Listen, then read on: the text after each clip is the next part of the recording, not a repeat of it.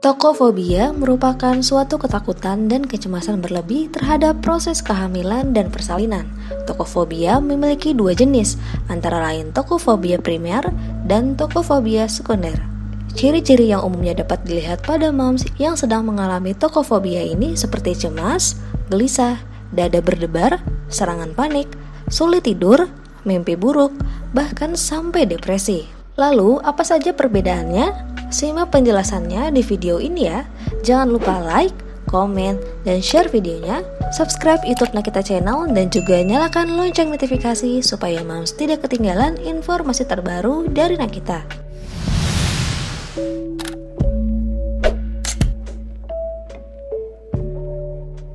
Tokofobia primer. Tokofobia primer adalah fobia hamil atau melahirkan yang umumnya terjadi pada perempuan yang belum pernah melahirkan sebelumnya.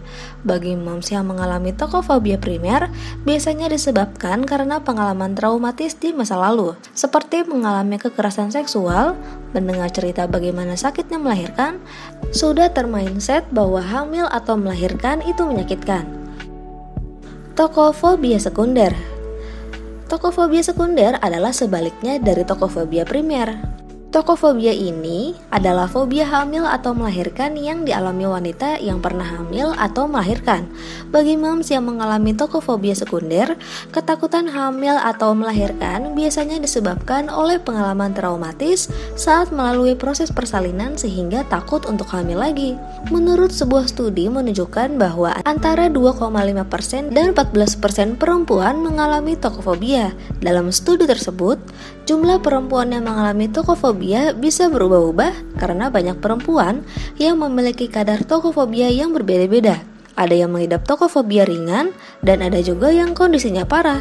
Perempuan yang menderita tokofobia biasanya menderita kecemasan, depresi, dan masalah kesehatan mental lain. Beberapa perempuan yang mengidap tokofobia memilih menghindari kehamilan atau memilih aborsi jika hamil meski sebenarnya ingin memiliki anak.